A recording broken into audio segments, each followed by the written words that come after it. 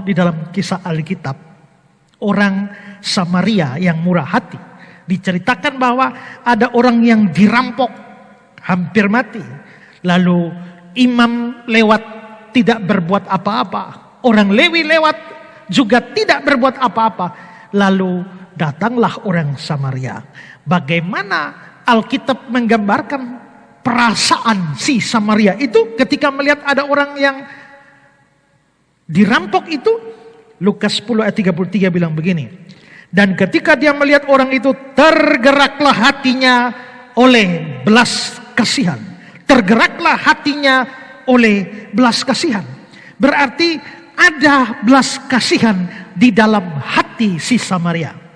Tapi apakah belas kasihan itu tetap tinggal di dalam hati si Samaria? Ternyata tidak.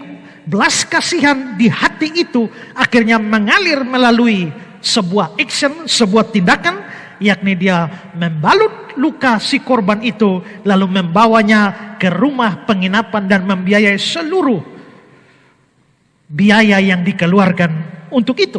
Berarti kita bisa lihat bahwa ada belas kasihan di hati, tapi belas kasihan itu keluar melalui sebuah action, sebuah tindakan.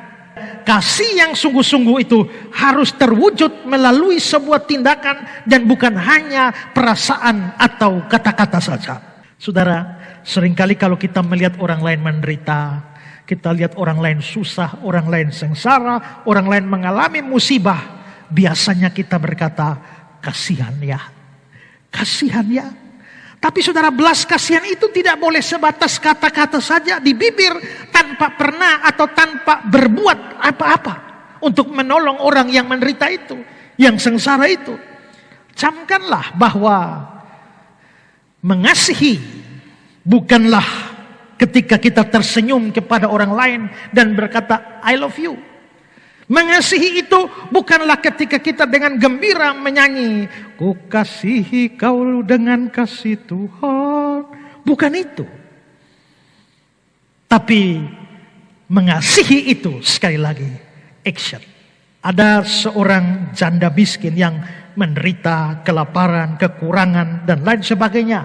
Dia minta tolong kepada seorang pendeta supaya meringankan beban dan penderitaan. Dan pendeta berkata, ya saya akan doakan kamu.